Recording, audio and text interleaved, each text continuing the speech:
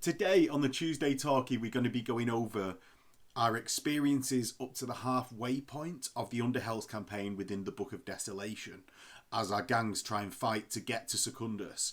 Now, we found some problems with the campaign that's resulted in negative play experiences for both the Incursion gangs and the Malstrain gangs, and we're going to talk today about how we can fix those problems and how you can avoid them in your own campaigns.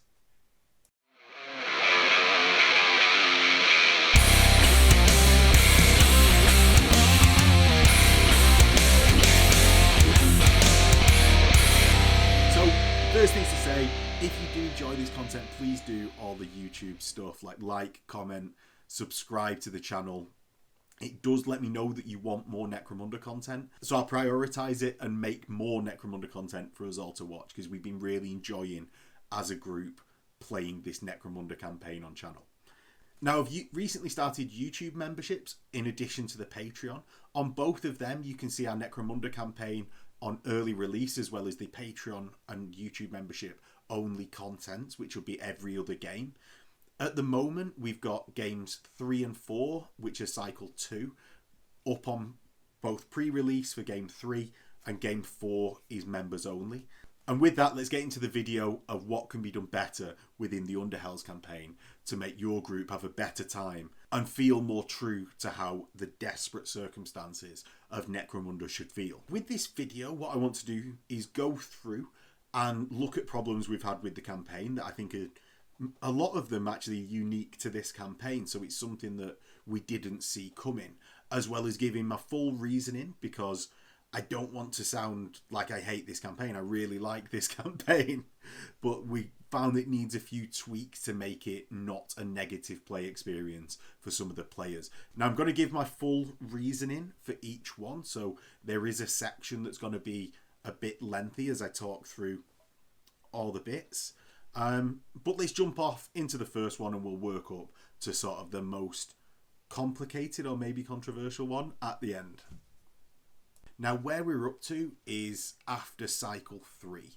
So we've already been through the furthest away from Secundus areas. We're past the dust wastes and the dust wall. So the madness level, we've already been through the ghosts of the dead, where Archeo Hunter gangs can become insane if they fail a willpower check after already becoming broken. Malstrain gangs, on the flip side of that, take -1 to nerve checks. And we're now in the area of the Echoes of the Abyss. So the Malstrain affiliated fighters are unaffected by the madness level, and Archeo Hunters who fail to rally after gaining broken will gain the insane condition instead. On the trade levels and essentially how we're going to be buying fighters, we've had the Malstrain gangs really struggling to gain new equipment because common items are rare 12 for them in cycles 1 and 2. Archeo Hunters struggle a little because they increase rare and illegal ratings by 2. We're now in the Crane cities where everyone increases rare and illegals by 4 and commons become 10. Finally, we're on a visibility of 18 in the Dust Waste and a visibility of 12 as it currently stands. Now, that's not something that we found to be a problem. It's just like a facet of the campaign. So that's a bit of the background of the setting of where we're actually up to and placed we're in the world. We're just about to start descending into the depth. We've already had a downtime, so we've managed to buy new fighters during that downtime for both sides. So what has actually been the problems that we found with these gangs? Now, the first one, and this is something that is common across a lot of campaigns, or would be common, I suppose, under these restrictions. So the first one is quite a simple one, and it's something that could come up in various ways across campaigns. That's we've had a few gangs where fighters have just been decimated and had fighters out multiple times. Now, the multiple downtimes that you have during the campaign have helped with fighters coming back from recovery.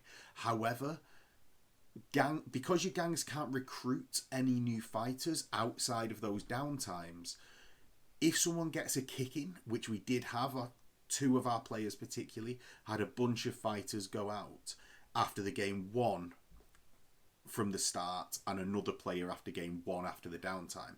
Now that would then mean that they'd have important fighters down into the second cycle. It might not necessarily be a massive issue for you and your group. However, what we've been finding is it's compounded actually by other problems that we've experienced in the campaign, where there's this sort of rolling feeling of gangs getting an absolute kicking by suffering some casualties and not being able to recover from that in the same way as you would from a normal campaign. So our fix for that has just been to allow new fighters to be recruited at any time, and we've not limited that to say like just gangers, but one idea I would have to implement maybe going into the next campaign is that outside of downtime you can only recruit fighters with the gang fighter X rule rather than the gang hierarchy X rule.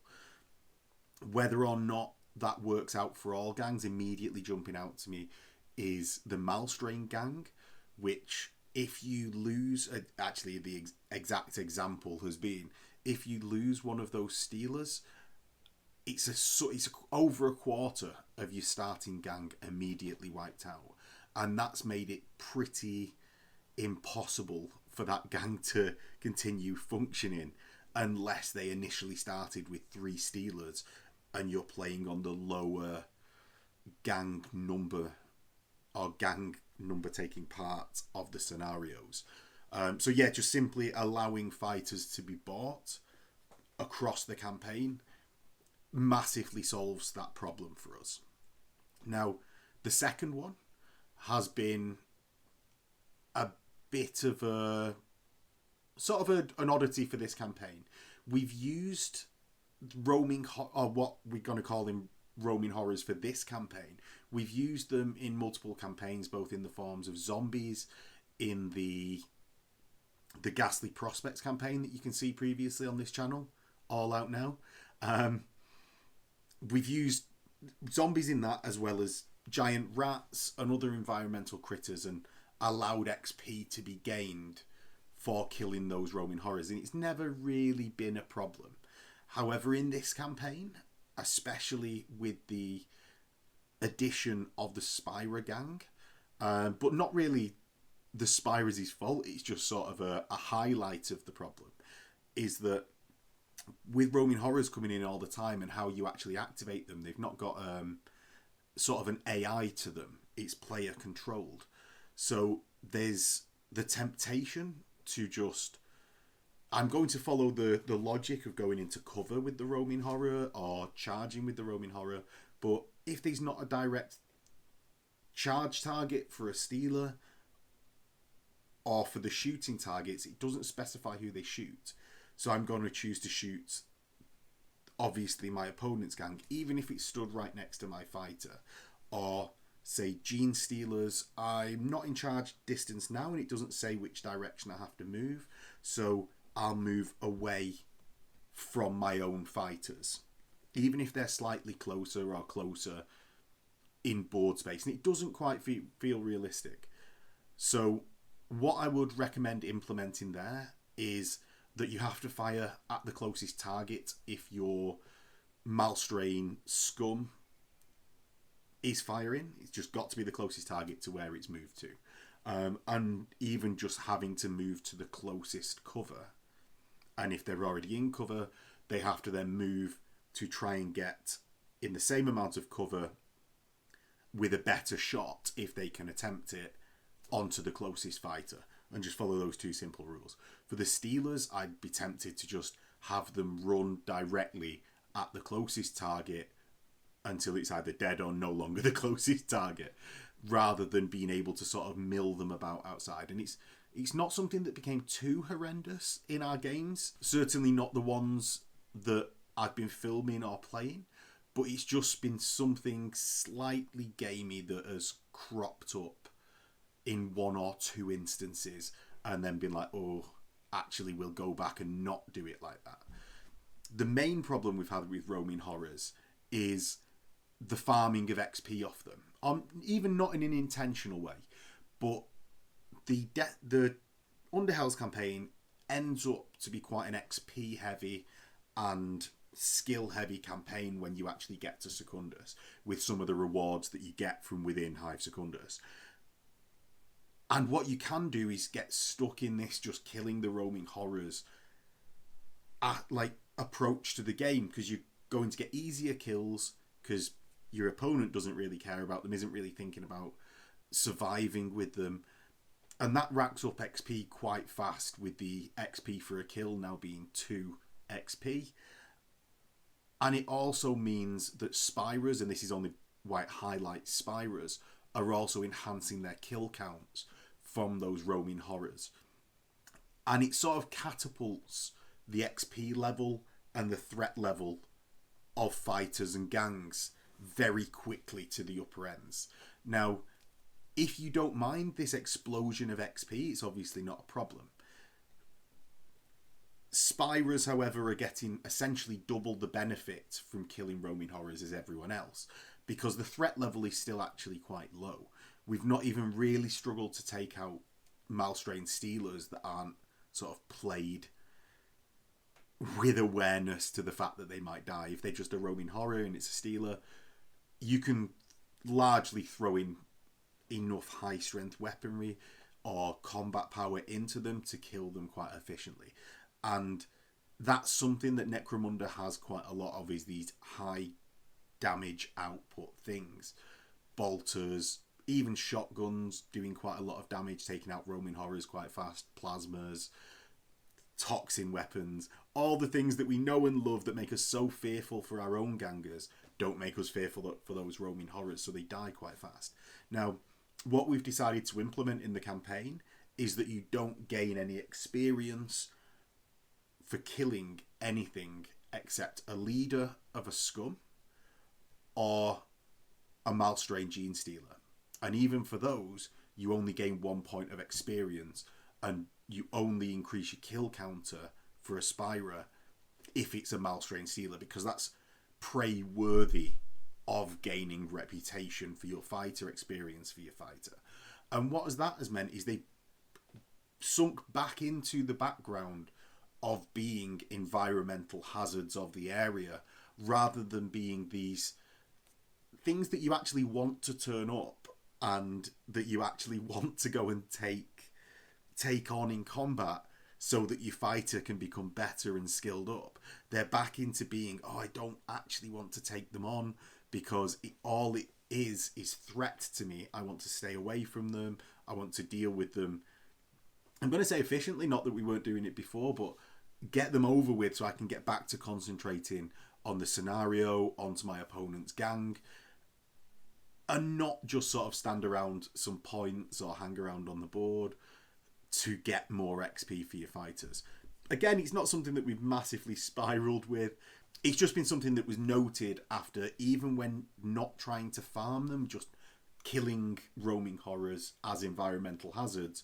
Like, I'm stood around blasting at the enemy gang, I just need one turn to turn around and shoot some horrors. Fighters were ending up with up to 12 XP more just off killing roaming horrors. So it's something that just very easily blanket ban on that XP, and just 1 XP from killing a Stealer and 1 XP from killing a Malstrain scum leader. Right. Finally, the sort of big hit of the campaign has been actually a bit of a discrepancy between the two sides.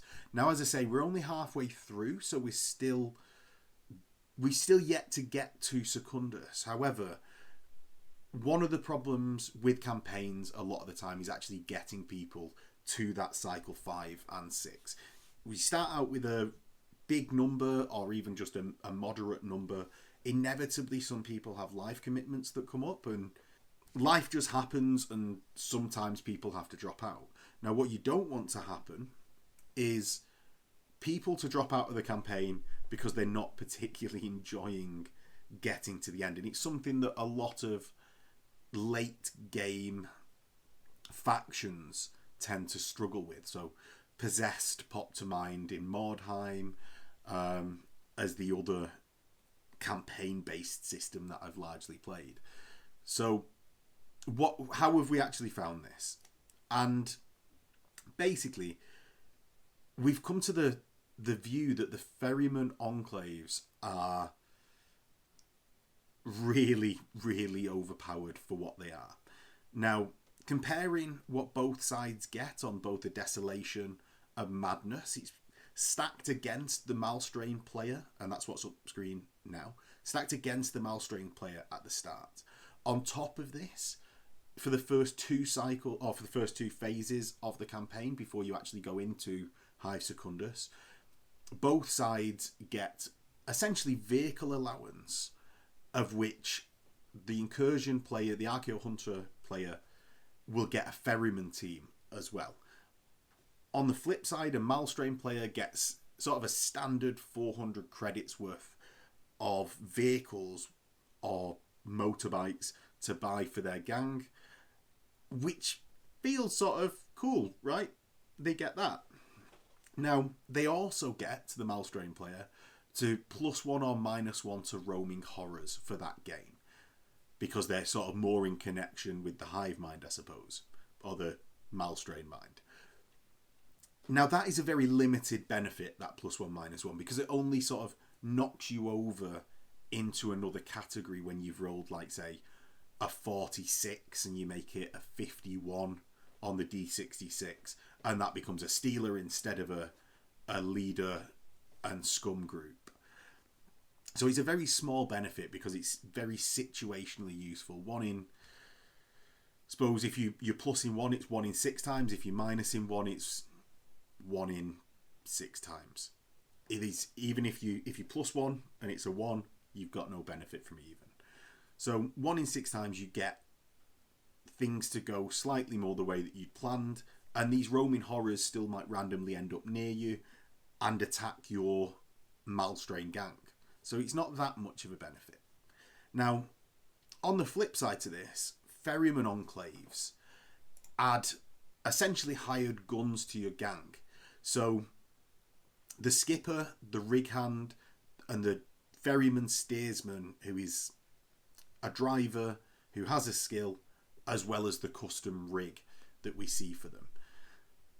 To illustrate the point of this, what I've done is I've gone through each profile and matched them to something with an equivalent points value, and to give an overall credits value of the gang. So we'll go through them. What I've done is used a Hunt Leader for the Ferryman skipper, which is from the Venator gang, because it has this comparable multi-profile. And I do want to give my reasons for this, because it seems like a drastic thing that we found wrong, and I don't want to sort of just complain without giving reasons for it. And I will give ways we think to fix this at the end of this section that still allows you to use Ferryman enclaves in a different sense. So yeah, we've used a Venator Hunt Leader for the assumed creds value of the Ferryman skipper. That comes with an included skill both in the Abyssal Ferryman team and the Hunt Leader, and that's 110 credits. On top of that, the Ferryman skipper has 140 credits worth of gear, getting to 250 credits. The Ferryman rig hand I've compared to the Hunt Champion, which is 85 credits. On top of that, they've got 100 credits worth of gear, giving 185. And finally, the Ferryman driver I've compared to sort of one of the Orlok House drivers, because they've got that slightly increased cool, and they gain a skill on top of that, which is about an additional 20 credits, right? So that's 55 credits in total. On top of that, you've got a custom rig, which is very handily credit valued in the book at 205 credits. It's comparable to a Cargo 8, which is 230 credits, but does have like -1 armor on the front and rear, -1 HP, and -1 save. So 205 credits seems fair. Don't have to argue with that one. Now, on top of that, it comes with gear up to 150 value. So that gives 355 credits for that rig in total. Overall, that Ferryman Enclave comes to about 845 credits worth of fighters.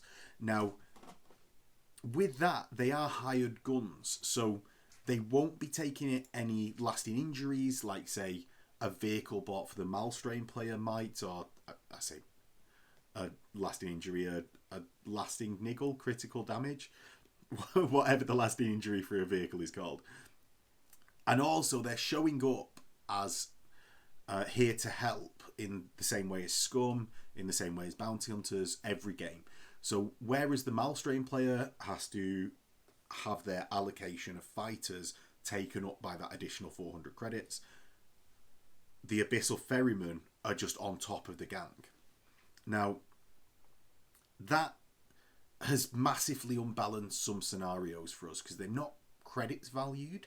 So actually the credits difference between those fighters on the board is 845 versus the 400 of the Malstrain for the vehicle allowance. So it's 445 credits worth of difference actually on the board.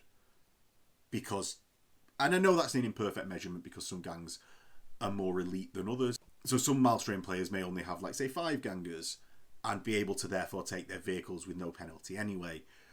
But just on a direct measurement, it's 445 credits. Now, in addition to this, you've got the Ferryman Enclaves. Now, we've got various special rules, such as Explorer, that helps you gain D3 exploration points after every battle. And that is actually really big. 2d6 times 10 credits, or it's 1d6 times 10 credits for an exploration point, so average that at 2 of the D3. You can gain 2d6 times 10 credits, or with the average of 2 exploration points, you can select your territory every time you go into a new zone, which you'll do every cycle. Now, coming into the Crane Cities area, you can actually get a brute for free every battle, almost like a hired gun.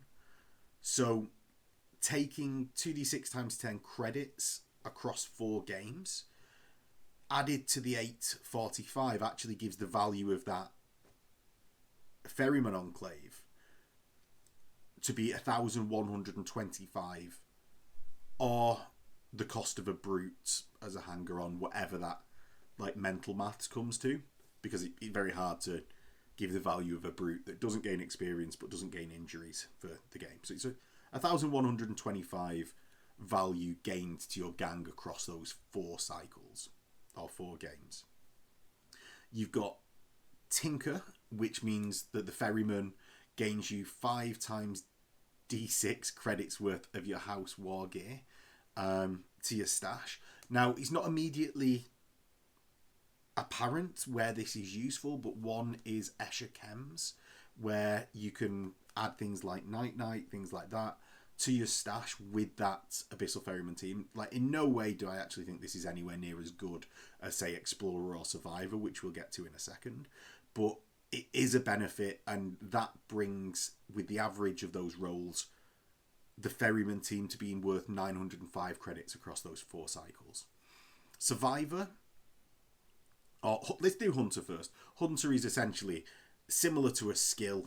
Fighters within 6 inches of a Ferryman member can reroll failed wounds against roaming horrors.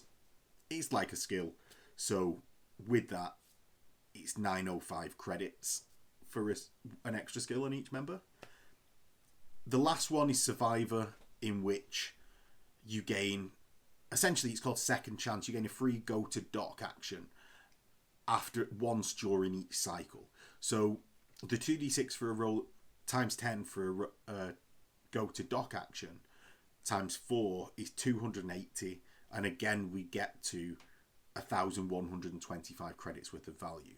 So actually that's approximately 725 credits worth of difference of value that the Ferryman Enclave gives to your gang compared to the Malstrain's 400 credits. Now, there are some subsidiary benefits. to the Malstrain player, such as like gaining XP if you do splinter gangs on those vehicles and any fighters mounted on bikes. So there is that slight benefit, but it's very hard to quantify, and I have done my best to try and quantify those values down to their effective 725 credits worth of difference. And that's near a full gang's worth of difference as you start out on 1,000 credits across that time. So that has unbalanced our campaign, especially because they're hangers-on, they don't count to your gang rating, and created these very one-sided scenarios our group has felt. It's still been very enjoyable games to play, but there's been a sense that a few people haven't wanted to carry on because they've not felt they've had a chance in the campaign to get going, and even going into the last few cycles at halfway, there's sort of no coming back from it for them, is the feeling. So how we have decided to remedy this halfway through for our group is to just cut all the Ferryman enclaves, so there's no special rules from the enclave, and just allow Ferryman steersmen with the, yes, they might have an extra skill, as well as their custom rig, just allow that as the vehicle, and we're just going to carry on as normal. And it's worked fairly well for us to do that halfway through. It's limited the amount of confusion within the campaign to just cut that and carry on. Now, if you were starting a new campaign, or if we are going to start a new campaign in the new year, what we would probably do going forwards is do something like give Malstrain players 600 credits worth to spend on vehicles, and give 400 credits to the gangs to spend on vehicles, as well as, say, having 2 Hive scum that would represent the Abyssal Ferryman that would escort their gang across the wastes. Because at the end of the day, these aren't supermen. They're survivors that are out in the wastes, just like all the other scum that are found beyond the wall in, say, the Crane cities that you can hire. And they're just lucky survivors rather than anything special. So that is how we'd suggest actually fixing this problem that we found with the Abyssal Ferryman team, because it has actually been fairly dominant to our campaign, and a few players, as I said, have got kick-ins because of these just sort of adding near another gang's worth of value. Finally, and this has sounded like a video where I've just complained, but I wanted to sort of take time to articulate some thoughts and give full reasons for why I would suggest the changes that I would suggest. Now, the final thing that we've done also sort of relates to Abyssal Ferryman, but also to the Spyro gang that is new in this book. Now, a Ferryman adding 3 fighters to your gang, as well as the Spyro's rule that they only roll a bottle test on a D3, has meant that when you have 3 Spyros in your gang, which is like Hunt Leader, Orus, which is a very standard way to play Spyros, quite an easy, obvious way to get started into Spyros, which I don't think there's actually anything wrong with as a setup. When you add your 3 members of the Ferryman team to that, you come to 6. Now you can therefore lose all of your members of your Spyro gang and still have your Ferryman on the board, and you couldn't fail a bottle check because of that. Now, the fix to this that we've come, or like what I think going forwards into another campaign, would be that you'd roll a d6 and for your bottle check, so long as those Abyssal Ferrymen are on the board or being used in the scenario. Because then you have very close to what other gangs have as numbers within their gang. Say Ogrins especially, like 6 gang members. Goliaths are a lot of the time 6 gang members. So although Spyros would still be braver than other gang members, that's represented in your cools still. You might have still bottled, you don't care that much. You go, like, you've just got the benefit of the Abyssal Ferryman. An alternate to this, that we've been going through because we're midway through the campaign rather than changing core gang rules halfway through is we just quickly added that if the entire Spyro gang was taken out of action, the ferryman would just immediately run off because they're guides, they're not fighters, they're not trying to gain reputation for that gang or keep them in the fight. They would just, well, our bosses have gone, so we're going to drag them to safety or we're going to leave ourselves. And it was just a very easy to agree to solution to what felt like a very weird situation of the Spyros sticking, or the Spyro gang being successful within the Wastes because they couldn't yet fail despite all the Spyros having gone out. Now, as I said, this has been a bit of a weird video to film, but we are really enjoying this campaign. You do feel the sort of darkness and desperation of the campaign. So with the changes that I've suggested, hopefully it's not something that you feel, if you implemented in your campaign, would change that aesthetic or the mental aesthetic of the campaign too much. It's not in our campaign, and hopefully it won't as we get into the final stages. Now, if there is any massive like revelations of, oh my god, we went far too far, the Gene Stealer gangs came right back in the final bits, we were so wrong, we didn't listen. If there is any massive changes to that, I will be doing a wrap up of the campaign, so you can find out then. And hopefully you enjoy your own Underhells campaign. Thanks for listening, and I'll see you next time. In a bit.